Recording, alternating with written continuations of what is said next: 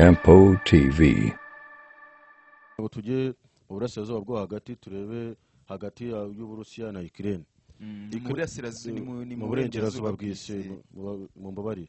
Ndagira ngo turebe se haramutse havugwa iki. Twabonye badeklarara ko inkunga ya Amerika yayemeje kandi igomba kubageraho. Ariko dukomeje kubogoza kwa Perezida Zelensky avuga ko afite abasirikare bake, asaba abasirikare, asaba ibikoresho. Ese dutembereze tuganize kuri iyo ntambara byo byifashe bite? Ngewe aho ngaho nakomeje kujya genda mbitangaza umunsi ku munsi, ngenda mpasoma amakuru menshi agiye atandukanye avugwa mu Burusiya kuri iyo ntambara y'Uburusiya na Ukraine kuva yatangira mu kwezi kwa kabiri 2022. Iyo ntambara nakurikiraniye hafi cyane. Hari ukuba bya ibihano haraje otani kumva ko n'uburengerazuba bw'isi bukumva ko buzashyira hasi Uburusiya buzayitsinda ku mbuga y'urugamba ndetse no kubijyanye n'ubukungu. Ibyo ntibyabaye, bifite igisobanuro. Twabonye Ukraine ihabwa intwaro zigiye ziciriritse intambara igitangira, ntizajya icyo zikora, bagenda batanga izisumbuyeho, ntizigira icyo zikora. Tugenda twumva iby'Uburusiya n'icy'Uburusiya bugenda bugeraho. Ibyo byose igice bashatse gufata baragifata. Byose ni tekinike y'intambara. Batangiye bavuga ngo ziriya misile zirasa mu birometero 300 bafite ingingima yo kuziha Ukraine, barazihaye, zagiye ku mbuga y'urugamba, nta kintu na kimwe zahinduye. Kugira nkumvisha ubusobanuro kugira tuze kuyinjiramo neza, ufite wamaze kumva n'udukurikiye amaze kumva ikiriya ntambara ihatse. Batanga miliyari 61 zari zigenewe Ukraine, zari zikuye muri miliyari 110 ndumva. Hafi Kongere ya Amerika yari itaremeza kubera gushidikanya n'amatiku yazaga muri Kongere, banga kuyemeza. Hagenewemo 60 zigenewe Ukraine, banga kuyemeza. Uburusiya baragumye buravanse, Ukraine igaragaza intege nkeya. Uburusiya nibwo bwafashe iriya mujyi wa Divika, bufata bira bice byose byegera aho ngaho, cyane cyane yibanda Donbass, bazamuka ndetse na Kherson baribenda kwisatira n'umujyi bakuwemo, ndetse benda no gufata umujyi wa Kharkiv, umujyi wa kabiri mu bunini mu Burusiya. Ibyo byose byatewe n'ihagarikwa ry'iyo nkunga. Ariko twibukiranye tuanze dusubira inyuma ho gake, nyuma yuko iyo nkunga yanga kwemezwa, hari izo misile zirasa mu ntera ndende Ukraine yari izifite, bari barazihaye ariko baziha mu buryo bw'ibanga ikagizikoresha. Aho twabonye bagendaga barasa ku bikorwa remezo byo mu Burusiya. Umurusiya nagahita wamurasa agahita agaba igitero gikomeye kisumbuye kuri cya kindi bari bakongera umurego ku bitero bagabaga. Ibyo byose ni igisobanuro cy'intambara ya Ukraine. Rero Uburusiya kuba budatsindwa, kuba bukomeza kwihagaraho ubukungu bwabwo bukerekana ko ubwo bwisumbuye kurusha uko mbere intambara igitangira byari bimeze, ibyo ni ikindi gisobanuro bwawe wakagombye kuba wumva, ukumva ko iriya ntambara ifite ikintu kinini hatse. Kuba Leta z'Ubumwe za Amerika zisubira inyuma zikavugana n'Uburusiya zikabakoma mu mwuka bavuga ati nyabuneka mwihangane, izi misile ntimuzikoreshe ko zakwica imbaga nyinshi, natwe ari byo tutazaha Ukraine, ni ikindi gisobanuro cyerekana yuko Ukraine igenda igambanirwa n'inshuti zayo. Ibyo rero bivuga ko iriya nkunga ya miliyari 61 yemejwe, nayo nta kintu gikomeye izaza guhindura muri Ukraine. Bijyanye n'ibyabanje n'inkunga zayibanjiriza. Twabanje kumva ziriya za Leopard 2 z'Ubudage ndetse n'Ubwongereza, tumva ari amacharles y'Abanyamerika, ariya ziriya za Abrams ziza, ntizajya icyo zihindura. Baza bazikabirije bavuga ngo ni intwaro ngo zitaraswa, ngo zitamenwa na misile. Twari zibonye Rusiya bazisya ku mbuga y'urugamba, turazibona zigurumana zakumura inyota.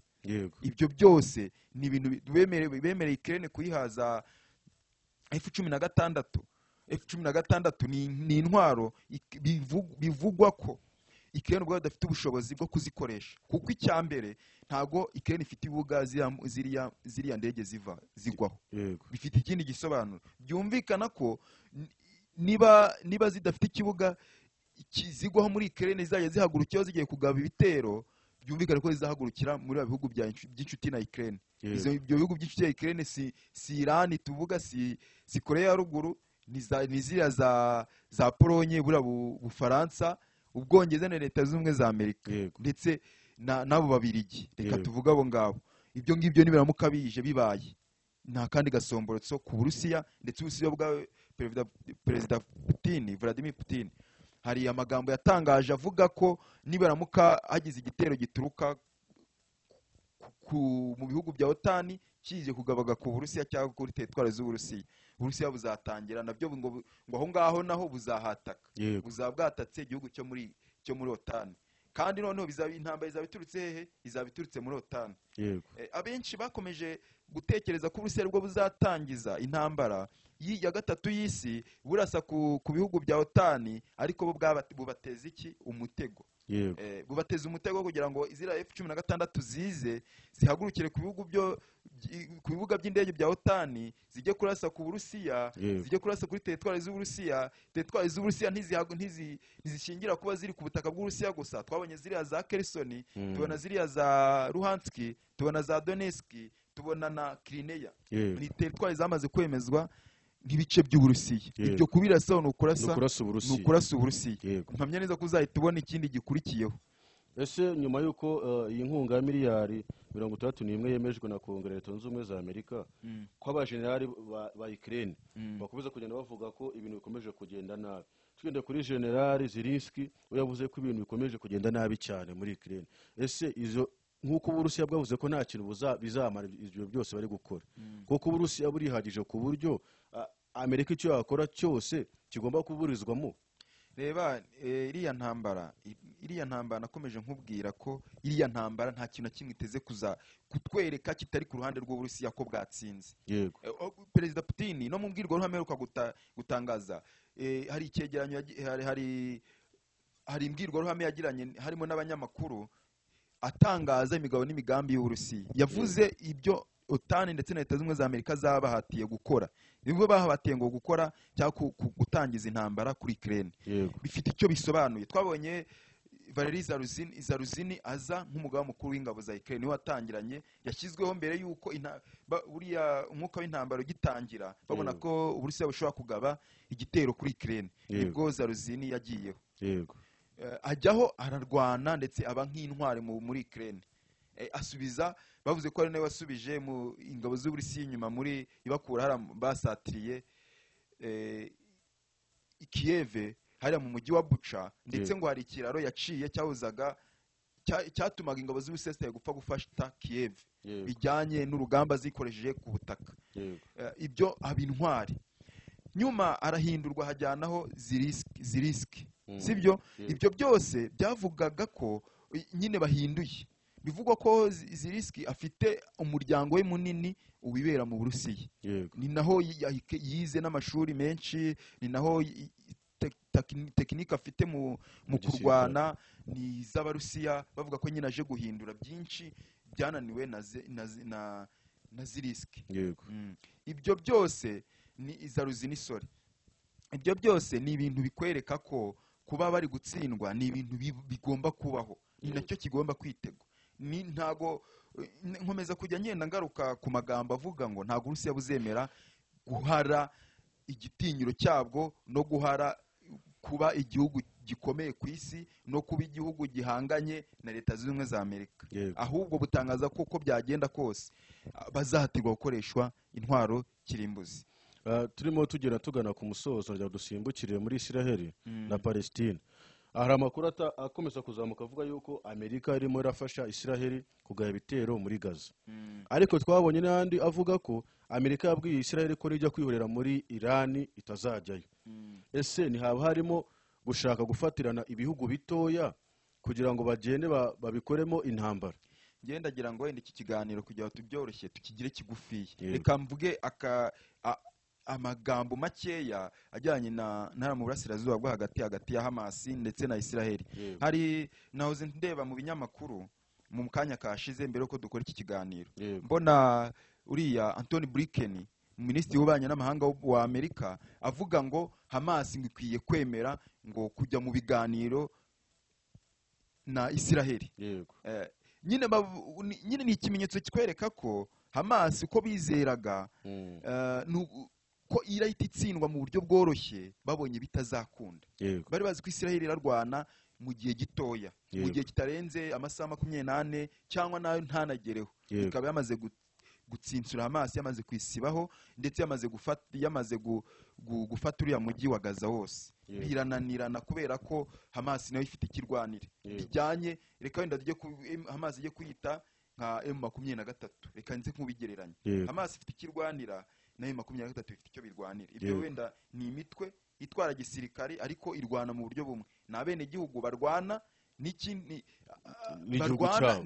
barwanira ku igihugu cyabo, wenda ari ikindi gihugu cyabateye, ari Israel yabateye. Kongo bikaba bibera mu gihugu n'undi arabahu ari igihugu cyabo, ariko no bafite indi miryango igenda ibafasha, ifasha FARDC.